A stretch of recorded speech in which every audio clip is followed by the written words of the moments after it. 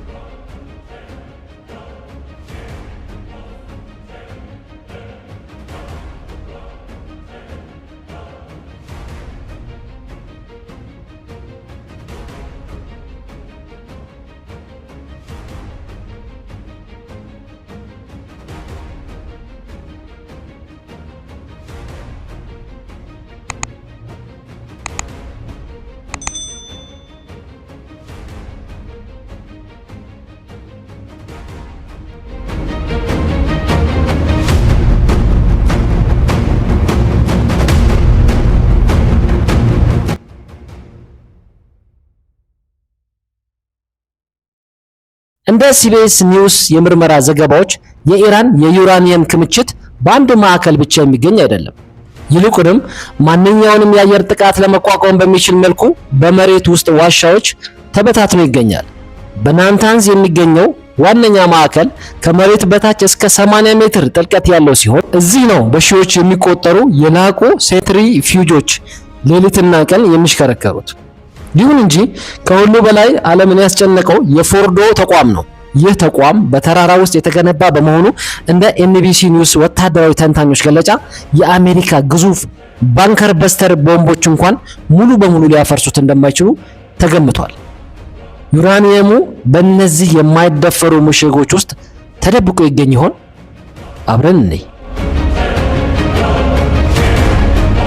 የኢራን የኒውክሌር ስትራቴጂ በአንድ ምሰሶ ላይ ቆመ ነው። እሱም አለመበገር የሚለው ነው።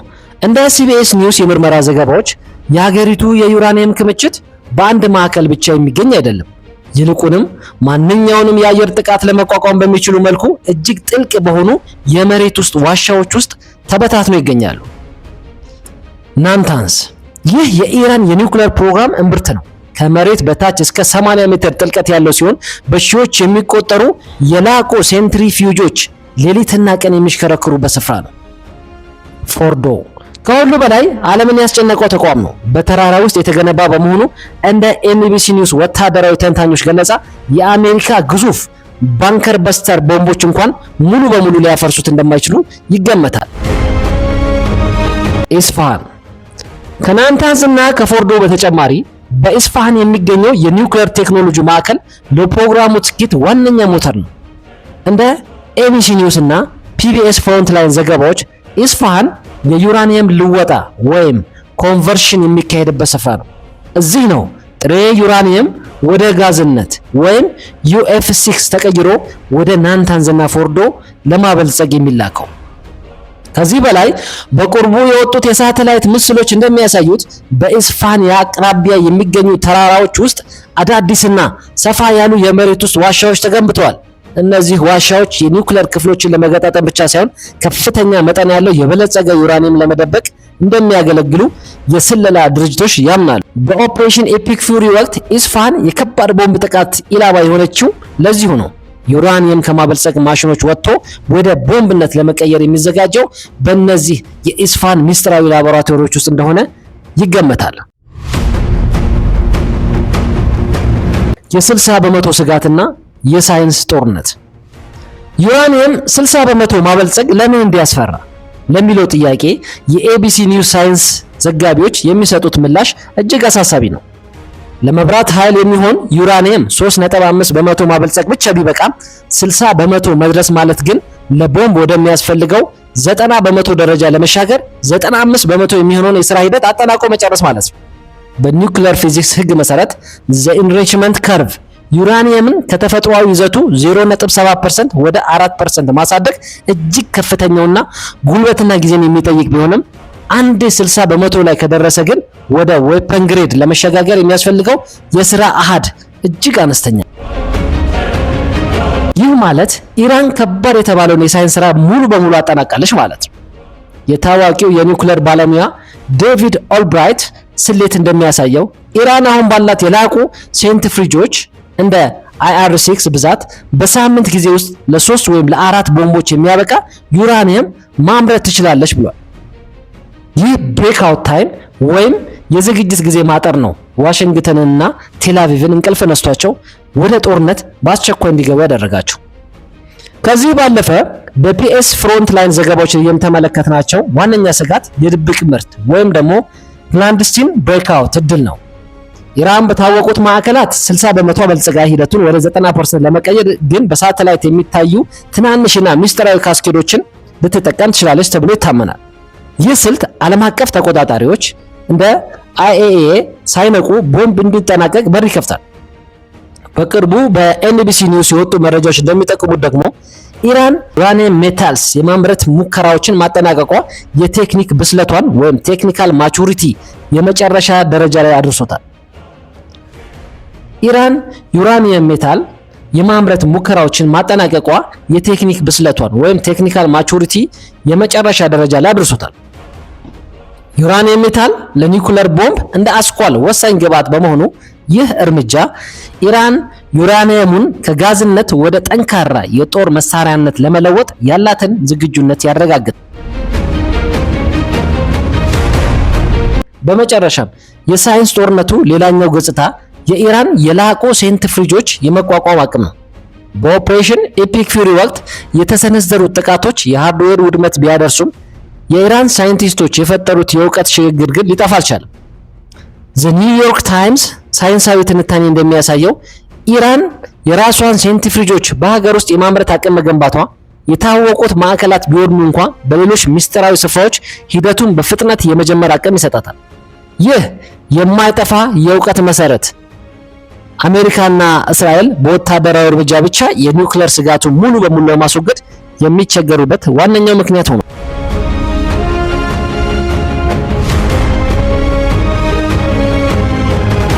የ40 ቀናቱ የቦምብ ናዳና የባዶ ምሽጎች እንቆቅልሽ። ባለፉት 40 ቀናት ኦፕሬሽን ኤፒክ ፊውሪ ያለማቋረጥ በመቀጠሉ አሜሪካን ግዙፍ የሆኑትን B2 ስቲልዝ ቦምበር በመጠቀም 30,000 ፓውንድ የሚመዝኑ GBU 57 በንከር በስተር ቦምቦችን በፎርዶ በናታንዝና በኢስፋሃን ተራራማ ምሽጎች ላይ አዝንባለች። እንደ ኤቢሲ ኒውስ ወታደራዊ ዘገባዎች ለነዚህ ቦምቦች ከመፈንዳታቸው በፊት እስከ 60 ሜትር ድረስ የሚደርስ ጥልቀት ያለው ኮንክሪት ድንጋይ ሰንጥቀው የመግባት አቅም ያላቸው በመሆናቸው በኢራን የመሬት ውስጥ መሰረተ ልማት ላይ ከፍተኛ ውድመት አድርሰዋል። ይሁን እንጂ ዘመቻው አንድ ትልቅ ስልታዊ እንቆቅልሽ አስከተለ። እንደ ሲቢኤስ ኒውስ የምርመራ ዘገባ ጥቃቱ ከተጠናቀቀ በኋላ የአሜሪካና የእስራኤል ልዩ ኃይሎች ወይም ስፔሻል ፎርስስ በድብቅ ወደ ተመቱት ስፍራዎች ገብተው ባደረጉት ፍተሻ በውስጡ ዋናው ዩራኒየም ክምችትም ሆነ ወሳኝ የሆኑ ሴንትሪፍዩጆች አለመኖራቸውን አረጋግጠዋል።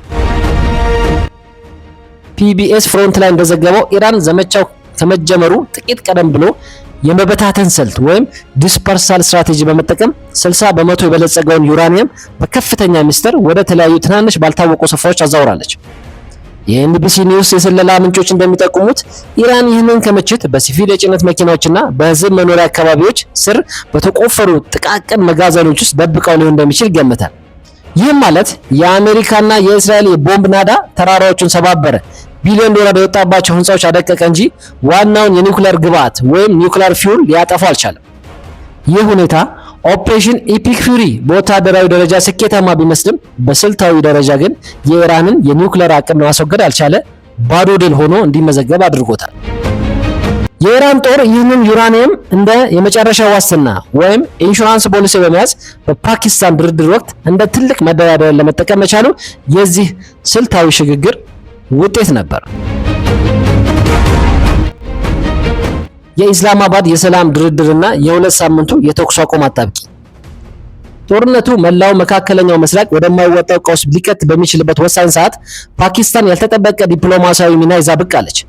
በኢስላማባድ በተደረገው ድንገተኛ ጥሪ መሰረት ለ14 ቀን የሚቆይ የተኩስ አቁም ስምምነት ተፈረመ። ይህ ድርድር በዓለም አቀፍ ደረጃ ትልቅ ተስፋን ፈጥሮ የነበረ ቢሆንም ከበስተጀርባው ግን እጅግ የጠበቀ የጥቅም ግጭት ነበረ። እንደ አልጀዚራና ቢቢሲ ኒውስ ዘገባዎች አሜሪካና እስራኤል ድርድሩን የተጠቀሙበት ኢራን የያዘችውን 60 በመቶ የበለጸገው ዩራኒየም ወዲያውኑ ወደ ሶስተኛ ሀገር እንደ ሩሲያ ወይም ኳታር እንድታዛወርና በፎርዶና በኢስፋሃን ለቀሩ ተቋማት የአይኤ ካሜራዎች በቋሚነት እንዲከተሉ ለማስገደድ ነበር። ሆኖም የቴህራን ተደራዳሪዎች ያቀረቡት ቅድመ ሁኔታ ለዋሽንግተን እጅግ ከባድ ነበር። ኢራን ኦፕሬሽን ኢፒክ ፊውሪ ያስከተለባትን ቢሊዮን ዶላሮች የሚገመት ውድመት አሜሪካ እንድትከስ፣ በኢኮኖሚዋ ላይ የተጣለው ማዕቀብ ሙሉ በሙሉ እንዲነሳና ከሁሉ በላይ ደግሞ እስራኤል ለወደፊት ጥቃት እንደማትሰነዝር ዓለም አቀፍ ዋስትና እንዲሰጣት ጠየቀች። እንደ ኤንቢሲ ኒውስ ዲፕሎማሲያዊ ምንጮች ፓኪስታን በዚህ ድርድር ላይ እንደ አስታራቂ ብቻ ሳይሆን የኒውክሌር ኃይል ያላት ሙስሊም ሀገር በመሆኗ በኢራን ላይ የነበራት ተሰሚነት ለድርድሩ መጀመር ትልቅ አስተዋጽኦ ነበረው። ይህ የተኩስ አቁም ወቅት ለኢራን ወታደራዊ ስትራቴጂስቶች ትልቅ ፋይዳ ነበረው። እንደ ጋርዲያን ወታደራዊ ትንታኔ ኢራን እነዚህን 14 ቀናት ልትጠቀም የምትችለው የሚሳኤል ማስወንጨፊያዎችን ለመጠገንና የተረፈውን ዩራኒየም ይበልጥ ጥልቀት ወዳላቸው የሞት ዞኖች ለማንቀሳቀስ ነበር። በዚህም ምክንያት ድርድሩ ያለምንም ስምምነት በ21 ሰዓት ውስጥ ሲጠናቀቅ የቀጠናው ሀገራት ወደ ከፋ የጦርነት አዙሪት ውስጥ እንዲገቡ የሚያደርግ የዲፕሎማሲያዊ ውድቀት ሆኖ ተመዝግቧል። የተኩስ አቁሙ ሲያበቃ ዓለም በሰላም ፋንታ የዳግም ጥቃት ድምፅ ለመስማት ትገደዳለች ማለት ነው።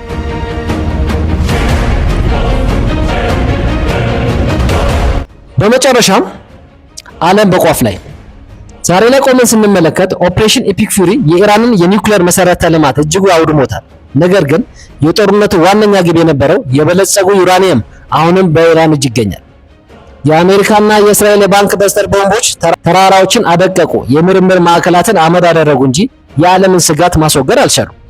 ዩራኒየሙ አሁንም ምስጢር ሆኖ ቀጥሏል። ጥያቄው ኢራን ይህንን የተረፈ ዩራኒየም መቼ ወደ ቦምብ ትቀይረዋለች የሚል ነው።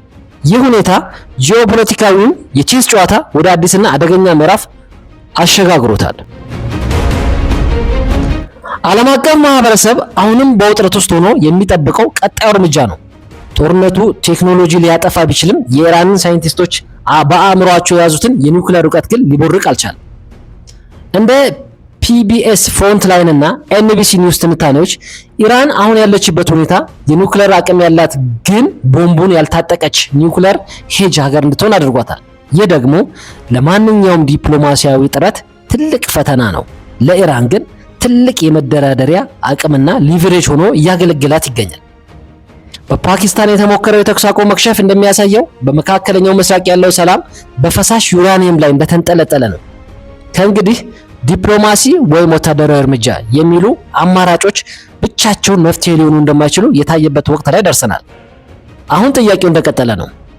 ዓለም የኒውክሌር የታጠቀችን ኢራንን ትቀበላለች ወይስ ወደማይመለስ ቀጠናዊ ጦርነት ትገባለች?